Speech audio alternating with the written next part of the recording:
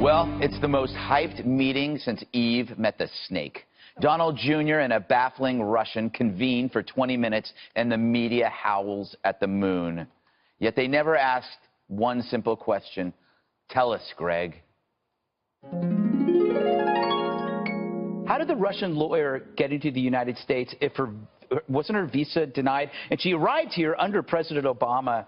I'm just wondering how she got in. Now you're on to something. It's not, no, but maybe people know. I don't know. But how did she get in? Like, really? She was here for a different reason. How can one man be so thoughtful and gorgeous?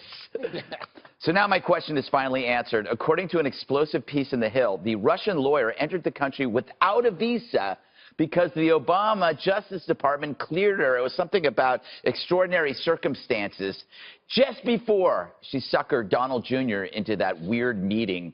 President Trump noticed this too. The lawyer that went to the meeting, I see that she was in the halls of Congress also. Somebody said that her visa or her passport to come into the country was approved by Attorney General Lynch. Now, maybe that's wrong. I just heard that a little while ago, but it's a little surprised to hear that. So she was here because of Lynch. So why was this revelation overlooked? Did the media know about this and ignore it because it didn't fit the story? A mysterious Russian is granted special entry, then pulls a bait and switch on a naive private citizen, a citizen who happens to be a Trump. So who's colluding now? But it's obvious why the media embraced this latest Russian story, because what that woman did to Donald Jr. is exactly what the media does to the public every day since the election. They bait, then switch. They promise something juicy, but when you hear them out, it's emptier than a protester's resume. And when their hysteria is met with public disgust, what does the media do?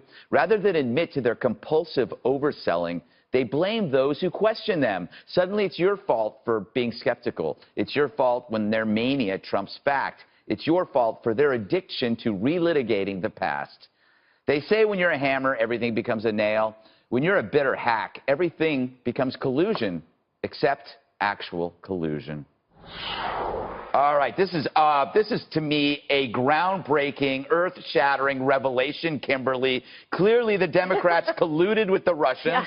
Yeah. We need to, there has to be an investigation into this. Well, this is the problem. They only are interested in it when it has a T in front of it for Trump, or Trump assistant, Trump aide, Trump organization, Trump administration, Trump family member. That's the only thing that they can say. They're like, ooh, that's all we're interested in. So there's a total hypocrisy involved in this from the get-go. I'm not surprised that they're going after Don Jr. now with this. But guess what? If anybody has any experience in politics, you know, the people who are doing opposition research, sometimes you're like, okay, you're going to take a meeting with them because otherwise you could be the next person that they're offering it to the other side. It's how it works. And when you're going to run for a campaign, you know, election, et cetera, you try and go out and get the best opposition research people and hire them for yourself. And you have them do opposition research on you. Exactly. So the other side doesn't get it. I'll take a meeting with anybody. Take a meeting.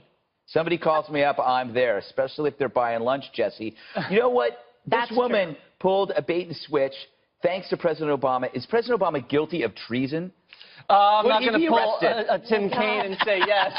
We're going to lower the temperature on that. But Trump's enemies have their fingerprints all over the story. And I wish I had a clip of myself. I was wearing that same jacket, and I said this could have been a setup. And I said Don Jr. could have been the victim here. You're right. I don't have a clip to make myself look as good as you look, you also unfortunately. Said that too. But here's what's swirling around now. Not just did Loretta Lynch grant an extraordinarily rare exception in letting this woman come in without a visa to the country and then allowing her to overstay the visa. The Russian lawyers also hired this lobbyist who is a really, really radical left-wing socialist Democratic state senator from California who's praised people like Saddam Hussein, who's praised people like Fidel Castro. She's also hired into the lobbying firm with the Fusion GPS team, which is responsible for the fake Trump-Russia dossier. So there's that. And then look at the context of the meeting, just to put this into perspective. Total setup. you have, fresh off the heels of Hillary Clinton going over to Russia with the little reset button, trying to warm relations, you have President Obama whispering in the Russian president's ear sweet nothings about flexibility.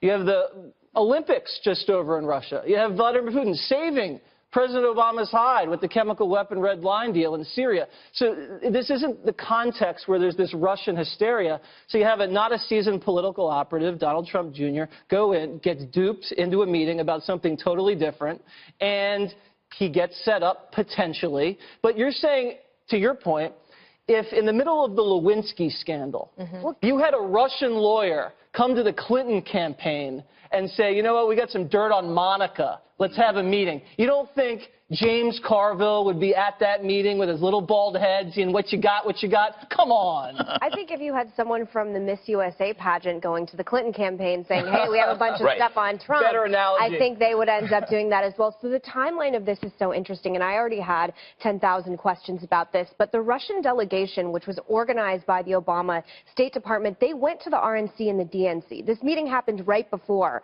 the RNC. So my question is, did this woman go? Did she have any connections to anyone who went? Who did she meet with before and after? There's so many unanswered questions, and it's laughable to me that the Democrats for so long poo-pooed any idea of Russian interference in any way being taken seriously in any capacity. I always think of Mitt Romney being mocked by President Obama, saying it's 1980s foreign policy, President Obama getting caught on a live mic saying I'll have more flexibility after the election. So clearly they already had a flexible relationship with Russia. So who is this woman? What is her attachment? And what is her attachment to this Russian delegation? And I think there's so many unanswered questions at this point that, as you said, there's a lot of egg on Democrats' face right now who just totally jumped to a nefarious conclusion. And I think this has so many legs, and there's going to be a lot more to come out in the next coming days. Yep. There's more legs than a centipede, Juan. You know what? We look at Loretta Lynch.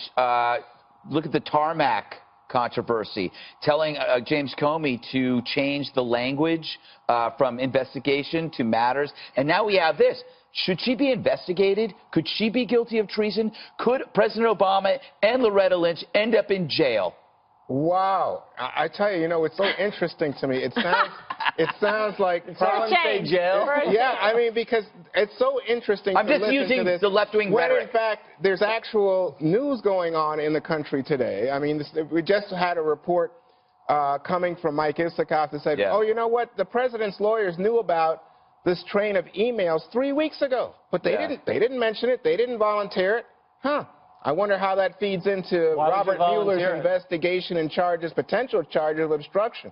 I don't know. And why didn't they get it out earlier on their own terms? If Dana was here, I'm sure she'd say it. Get it out early, put it on your terms. Don't put words in Dana's mouth. But I'm just saying that what I am listening to tonight is so fascinating because this is clearly distraction, diversion from reality. You mean fascinating in a bad way? This is a fact, Juan. This is not a fact. And here's the fact. No, it's a fact. Let me give you some facts. Okay, you're not interested in the woman. I'm very, but here's the reality. The reality is that this lawyer. Yes, fact. Here are the facts.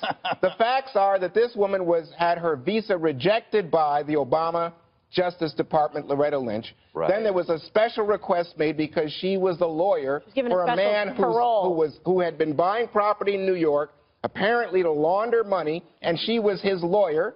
She's allowed into the country to represent her client in an international case, and that's it. And it's not why they let her She was also lobbying on behalf of the Russian government. So if someone like this who's attached to the Kremlin and attached to Putin, they never should have been allowed in this country to begin with. But that is on the It's a quid pro quo. Obama administration. And I just learned that. It's on the State Department and it's on the Obama administration. The fact that they never took, I'm sorry, but your party never took any of this seriously for years and years and years. Why don't we just deal with the facts? Those are the facts. These are, we got facts here about something that something that doesn't exist. I'm telling you that Obama never took Russia seriously, and that's why this woman somehow ended up in the country. She wasn't flagged in any way. She ended up coming in. We don't know. She was let into the country and somehow got into Trump Tower and talked to the presidential candidate's son. Megan. That's not normal. And went on a lobbying campaign that included journalists and State Department officials. Okay, here's what's normal, Megan. Fact. not normal, I should say, And there's is that more to this Donald Trump story. Jr., with full knowledge that this woman was being sent as an emissary of the Russian government with information from Russian crown prosecutor, says yes to a meeting and takes in the campaign manager and his brother-in-law. What's Because the he's crime? a patriot. Oh, yeah. What's the crime? Oh, there's no crime. It's stupidity. What? There's no crime? No crime so far. Everybody, he just said there's no crime. No. There's no crime. I said what you have that's here, good. You don't have to say potentially somebody acting in such a way. He's trying to ignore the actual collusion. You see this, right? No, it is collusion. You can't say any longer there's no collusion. You're ignoring the collusion and that she's actually linked to this guy, to Glenn Simpson, the Fusion GPS, who created that Steele dossier that was used to smear Trump. My God, you are running so far away from the reality. It goes straight to the top, Juan. No, I'm not actually. What does Steele have to do with I'm her? just telling you. Okay, who is this woman? You act like she's an innocent. She's not innocent. No, look who she was involved with, her nefarious connections, Yes. and who is it linked back to? The Obama administration and people trying to support Hillary Clinton. No, what it links back to is Donald Trump Jr. with full knowledge of her connections to the Russian government. That was her intended target. All right. Can I just destroy Juan's argument? Sure, go ahead. If there was evidence of high-level contacts and collusion on the Trump's part, the email and the meeting would not make actual sense. It would like Dana taking a meeting with our show intern in order to get something from me.